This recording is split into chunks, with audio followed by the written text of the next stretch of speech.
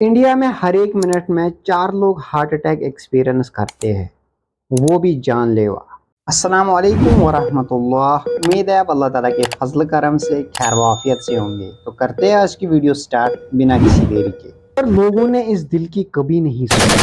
पूछो क्यों? क्योंकि इन लोगों की एज ग्रुप थी 30 साल से लेकर 25 साल तक। वो चुनौती है heart attack. Heart attack the heart attacks heart attack अचानक हार्ट अटैक। ऐसे 8-10 हादसे देखने के बाद लोगों ने बेचारे इस दिल की अब जाके सुनी है। और क्योंकि फिट लोगों को भी हार्ट अटैक्स आ रहे हैं, तो कहीं अगला नंबर आपका तो नहीं। डरो मत, ये साइंटिफिक और अवेयरनेस वीडियो है। पर सवाल ये है कि हाल फिलहाल जो यंग इंडियंस जो हार्ट अटैक से लगातार अपनी जान गंवा रहे हैं, क्या वो कोरोना वैक्सीन की वजह से है, क्या वो जिम जाने की वजह से है, या असलियत कुछ और ही है। और हाँ, What's one thing you would never do as a cardiologist? I would never. Last में इस बारे में भी बात करेंगे। सबसे पहले मेडिकल 3D एनिमेशन से समझो कि हार्ट अटैक होने पर एग्जैक्टली कौन सी नस में क्या हो रहा है। देखो, ये आपका हार्ट यानी दिल है, और इसका काम है न्यूट्रिएंट्स और ऑक्सीजन रिच ब्लड को पूरी बॉडी में सप्लाई करना। और सप्लाई कैसे करेगा? इस तरीके से ब्लड को पंप करके। ये कुछ ऐसा ही है जैसे आपके घर में लगे हुए वाटर मोटर पानी को पंप करके ऊपर टैंकियों में चढ़ाता है। खैर, आपका ये हार्ट के left ventricle main pumping chamber है। जब ये ऐसे कॉन्ट्रैक्ट करता है यानी पिचकता है, तो ब्लड इस आयोटा से होते हुए आपकी बॉडी में चला जाता है। ये आयोटा और कुछ नहीं, बस लार्ज आर्टरी है। आसान भाषा में कहूँ तो आपके दिल से जुड़े हुए एक पाइप है जो आपकी बॉडी में खून भेजता है। मुद्दे की बात यह है कि आयोटा से कनेक्ट है ये कॉर्नरी आर्टरीज, जो वापस आपके हार्ट से जुड़ी हुई है। और आपके दिल ने जो जस्ट अभी ब्लड पंप किया था, वही न्यूट्रिएंट्स और ऑक्सीजन रिच ब्लड वापस इन कॉर्नरी आर्टरीज से आपके हार्ट तक पहुंचेगा और आपके हार्ट मसल्स को हेल्प करेगा फंक्शन करने में। घर में जो मोटर लगे हैं वो तो भाई बिजली से चलते रहते हैं और पानी को टैंकी में भेजते रहते हैं, लेकिन हार्ट तो बिजली से नहीं चलेगा। तो इसके पंपिंग मैकेनिज्म को मेंटेन करने के लिए ऑक्सीजन और nutrient rich blood in coronary arteries के थ्रू वापस हार्ट के मसल्स को मिल जाता है ताकि दिल धड़कता रहे। समझ आ गया तो अब ये भी समझ लो कि हार्ट अटैक के टाइम एग्जैक्टली होता क्या है। हार्ट अटैक के समय ये जो कॉर्नरी आर्टरीज है ये ब्लॉक हो जाती है। बस इनके ब्लॉक होने को ही हार्ट अटैक बोला जाता है, क्योंकि कॉर्नरी आर्टरीज बंद हो जाएगी तो धीरे धीरे हार्ट मसल्स को ऑक्सीजन ना मिलने से हार्ट मर जाएगा। उससे पूरी बॉडी में ब्लड और ऑक्सीजन नहीं पहुंचेगा और इवेंचुअली इंसान की डेथ हो जाएगी। यहाँ तक आपको ये तो समझ आ गया होगा कि दुनिया में हार्ट अटैक सिर्फ एक कारण से हो रहे हैं, जो है एथेरोस्क्लेरोसिस। घबराओ मत, मेडिकल लैंग्वेज में इन आर्टरीज के ब्लॉक होने को ही एथेरोस्क्लेरोसिस बोल दिया जाता है। इस वीडियो के मद्देनजर रखते हुए कभी भी हमें ये पता लगाना है कि आजकल यंग इंडियंस में ये आर्टरीज आखिर क्यों ब्लॉक हो रही है।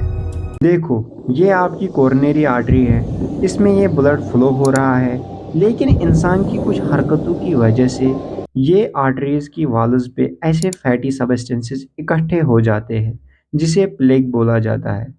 इस प्लेग की वजह से आपकी आर्टरीज नैरो हो जाएंगी और आपकी हार्ट मसल्स तक ना के बराबर खून पहुंच पाएगा। हार्ट अटैक के मैकेनिज्म को बेटर समझाने के लिए मैं कुछ रियल एग्जांपल्स को साथ में लेकर चलता हूं। 10 अगस्त 2022 को कॉमेडियन राजू श्रीवास्तव को जिम में हार्ट अटैक आता है और धीरे धीरे मार्केट में ये खबर फैल जाती है, भाई जिम मत जाओ, जिम जाने से तो हार्ट अटैक आ रहे हैं। लेकिन क्या इस बात में ज़रा भी सच्चाई है? नो। राजू श्रीवास्तव सर को जिम में हार्ट अटैक क्यों आया? ध्यान से समझो। कोई भी इंसान जब जिम में वर्कआउट करता है तो उसकी बॉडी में ब्लड तेज़ी से पंप करता है और प्रिस्क्राइब लिमिट को क्रॉस करके हाई इंटेंसिटी वर्कआउट करने पर ये जो आर्टरीज की वॉल्स है ये रप्चर हो सकती है। कुछ इस तरीके से प्लेग इन आर्टरीज को ब्लॉक कर देगा, जिससे हार्ट मसल्स तक ऑक्सीजन ना पहुंच पाने से हार्ट बीट करना बंद कर देगा। क्या इसका मतलब ये हुआ कि आप जोर लगा के एक्सरसाइज करोगे तो आपकी आर्टरीज भी रप्चर हो जाएगी और आपको भी हार्ट अटैक आएगा? नो। क्या इसका मतलब ये हुआ ऋतिक रोशन और जॉय भाई का ट्रेनर क्रिस कैथर जब कहता है कि लास्ट ईयर में अपनी जान डाल दो, क्या वो गलत है? No. And so I would train to absolute failure, meaning that I couldn't do one more rep, even if my life depended on it, around 50 repetitions. क्या इसका मतलब ये हुआ मिल्खा सिंह और दारा सिंह को अपना आइडियल मान के आप एक्सट्रीम लेवल पर एक्सरसाइजेस मत करो और छुई मुई की तरह 5-5 केजी के डंबल मार के जिम से वापस आ जाओ? नो। सुनो, ध्यान से सुनो, इधर हो क्या रहा है। हाल फिलहाल में जितने भी सेलिब्रिटीज हार्ट अटैक से मरे हैं उनके बारे में हमको बस ये पता है कि वो जिम में थे और एक्सरसाइज कर रहे थे और हार्ट अटैक आ गया। लेकिन क्या हमें ये पता है कि उनके नंबर्स क्या थे, उनका ब्लड प्रेशर क्या था, उनका ब्लड शुगर लेवल क्या था, उनका लिपिड प्रोफाइल क्या था? Obviously no. तो इसका समाधान ये है कि जिम ज्वाइन करने से पहले आपको अपनी हार्ट की कंडीशंस पता होनी चाहिए। हॉस्पिटल जाओ और एक ईसीजी टेस्ट होता है, उससे आपकी हार्ट की कंडीशंस पता चलेगी। ईसीजी टेस्ट के बाद डॉक्टर आपको बोलेगा आपकी हार्ट कंडीशंस है या फिर जेनेटिक फैक्टर्स हो, जैसे आपकी फैमिली में किसी को हार्ट अटैक हुआ हो। तो मेक श्योर कि आप लिमिट में ही फिजिकल एक्टिविटीज़ कर रहे हो। सिर्फ फिजिकल एक्टिविटीज़ ही नहीं, इस केस में आपको हर एक चीज़ का ध्यान रखना है। जैसे इस केस में आपको जिम जाने से पहले आपको प्री वर्कआउट लेना भी अवॉइड करना है। प्री वर्कआउट में कैफीन की मात्रा काफ़ी ज़्यादा होती है और प्रॉब्लम मल्टीपल हो सकती है। अगर आपको हार्ट कंडीशंस नहीं है, जेनेटिक प्रॉब्लम भी नहीं है, आप टोटली फिट हो, तो उस केस में भी आपको एक कंडीशन में जिम में हार्ट अटैक आ सकता है और वो है एक दूसरे की वोट करना। में घुसते ही आपने देखा राइट साइड में दोस्त इंटेंस वर्कआउट कर रहा है, लेफ्ट साइड में क्रैश वर्कआउट कर रहा है और आपने मर्दानगी साबित करने के लिए आपने 40-40 के डंबल उठाए और सीधे इंक्लाइन डंबल बेंच प्रेस करने के लिए लिए। इस बेवकूफ़ी हरकत से हार्ट मसल्स पर अनएक्सपेक्टेड लोड आएगा और आर्टरीज की रप्चर होने के चांसेस बढ़ जाएगा। वो इसलिए जिम में घुसते ही क्या आपने स्ट्रेचिंग की? नो। क्या आपने वार्म अप किया? नो। अगर इंटेंस वर्कआउट कर रहे हो तो बॉडी को उसके लिए प्रिपेयर करो। आर्टरीज ब्लॉक होने से हार्ट अटैक हो रहा है और हार्ट कंडीशन ना हो तो जिम जाने से हार्ट अटैक नहीं आते हैं। ये दोनों बातें आपको अच्छे से समझ आ गई। इस वीडियो में लास्ट बस हमको ये समझना है कि यंग इंडियंस में कॉर्नरी आर्टरीज में जो फैटी सब्सटेंसेस और कोलेस्ट्रॉल यानी प्लेग इकट्ठा हो रहा है, इसको कैसे रोकें। अगर इसका समाधान मिल जाए तो हार्ट अटैक की टेंशन खत्म। खैर, डॉक्टर्स का कहना है कि कॉर्नरी आर्टरीज में इस प्लीग के पीछे 3 चीज़ों का हाथ है। मेरे टेबल पर रखे ये 3 चीज़ें आप देख रहे हो। न्यूट्रिशनल लैंग्वेज में इनको 3 वाइट पॉइजन्स बोला जाता है। तो टेंशन की बात यह है कि ये हमारे ईटिंग हैबिट्स के अहम हिस्से बन चुके हैं और ये तीनों चीज़ें साल्ट यानी नमक, रिफाइंड शुगर यानी चीनी और तीसरे नंबर पर है मैदा। एक स्टडी सजेस्ट करती है कि किसी भी कंडीशन में एक इंसान को एक दिन में 5 ग्राम से ज़्यादा नमक नहीं खाना चाहिए। बट बैड न्यूज़ ये है कि रिपोर्ट के अनुसार इंडियंस ऑन एन एवरेज एक दिन में 11 ग्राम साल्ट खा रहे हैं, जो कि प्रेस्क्राइब लिमिट से भी डबल है। सिमिलरली प्रोफेशनल सजेस्ट करते हैं कि किसी भी कंडीशन में एक इंसान को एक दिन में 30 ग्राम से ज़्यादा चीनी नहीं खाना चाहिए। 30 ग्राम तो हम 2 बार की चाय में ही ख़त्म करते हैं। और रही बात मैदा की, तो मैदा तो लिटरली आपकी डाइजेस्टिव सिस्टम में चिपकता है। न्यूट्रिशनल लैंग्वेज में मैदा को ग्लू ऑफ द गट बोला जाता है। कारण ये है कि मैदा में कोई न्यूट्रिशनल और फूड वैल्यू तो है नहीं, क्योंकि प्रोसेसिंग के टाइम फाइबर्स तो निकाले जाते हैं, इस खाते ही जाके आपके इंटेस्टाइन में चिपक जाएगा। आपके डाइजेस्टिव सिस्टम को स्लो डाउन करेगा, वो अलग, और फैट बढ़ाएगा, वो अलग। अरे मैदा तो फिर भी फुली कचरा है। आयुर्वेदा में तो ये तक भी मेंशन है कि रेगुलर बेसिस पर तो वाइट राइस और गेहूं नहीं खाना चाहिए, क्योंकि इनको रेगुलर कंजप्शन से मैदरूगी और ओबेसिटी के बढ़ने के फुली चांसेस रहते हैं। इस पॉइंट को बायोलॉजिकली आप ऐसे समझ लो, जब आप शुगर और एक्सेस कार्बोहाइड्रेट्स कंज्यूम करते हो, जैसे processed food, juice, cold drinks, मिठाई और प्रोसेस्ड शुगर एटसेट्रा, तो आपकी बॉडी में अचानक से शुगर लेवल ऊपर हो जाती है, लेकिन उस समय बॉडी को इतनी शुगर की नीड है नहीं, तो बॉडी को इंसुलिन सिक्रेट करना शुरू कर देती है, जो फैट में कन्वर्ट कर देता है।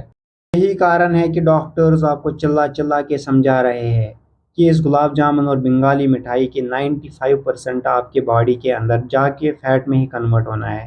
और अगर आप लगातार खाओगे तो बाहर से देखने में तो सिर्फ 8 मंथ की प्रेग्नेंट देखोगे, लेकिन अंदर से पैंक्रियाज में सूजन आएगी और ग्रेजुअली डायबिटिक के रास्ते भी खुल जाएंगे। साल्ट, शुगर और मैदा की बुराई सुनने के साथ साथ ये भी अच्छे से समझ लो कि अमेरिकन या दूसरे देश वाले कोई दूध के धुले हुए नहीं है। मॉडर्न लाइफ स्टाइल ही ऐसा है कि पूरा दुनिया ही कचरा खाने में लगा हुआ है, लेकिन फिर भी इंडियंस को हार्ट अटैक इसलिए ज़्यादा आ रहे हैं क्योंकि इंडियंस के साथ जेनेटिक इश्यूज भी है। हमारे जेनेटिक प्रीडिस्पोजिशन की वजह से इंडियंस में हार्ट अटैक के ज़्यादा चांसेस वेस्टर्न कंट्रीज़ के मुकाबले कई गुना ज़्यादा है। जापानीज़ के मुकाबले 6 गुना ज़्यादा है और चाइनीज़ के मुकाबले 20 गुना ज़्यादा है। कहने का मतलब ये है कि हम ऑलरेडी एक लोडेड गन है। ऊपर से stressful life, smoking, alcohol, improper sleep, नमक, चीनी, मैदा और वेस्टर्न लाइफस्टाइल के कंबाइन किया जाए तो दिल पे गोली चलेगी। रही बात कोरोना वैक्सीन की, तो कई स्टडीज़ में ये बात सामने आई है कि जिन जिन लोगों को mRNA वैक्सीन लगी थी उनमें से काफ़ी ने हार्ट इश्यूज़ नोटिस की गई है, लेकिन ऐसे हार्ट इश्यूज़ तो बहुत रेयर और माइन्यूट है और कम्प्लीटली रिकवरेबल है, जिसको मेडिकल लैंग्वेज में मायोकार्डाइटिस भी बोला जाता है। कोरोना वैक्सीन लगने से किसी को हार्ट अटैक तक आ जाए ऐसे केसेस सामने नहीं आए हैं। फाइनली आप समझ चुके होंगे कि हार्ट अटैक से बचने के लिए ये 6 रियली इम्पॉर्टेंट बातें आपको ध्यान में रखनी है, लेकिन इनमें से सबसे ज़्यादा ज़रूरी है ये आखिरी बात। कान खोल के सुनो हार्ट एक्सपर्ट्स क्या बोल रहे हैं। What's one thing you would never do as a cardiologist? I would never smoke. I would never smoke anything. I would never smoke. I would never smoke. Smoke. It's the worst thing you can possibly do for yourself. Reports बताती है कि heart attacks के पहले घंटे में 30% लोगों की जान चली जाती है और 8 से 10 घंटे तक ब्रेन में परमानेंट डैमेज तक हो सकता है, लेकिन ये दोनों ही चीज़ें रोकी जा सकती है अगर आपको ये पता है कि CPR कैसे देते हैं।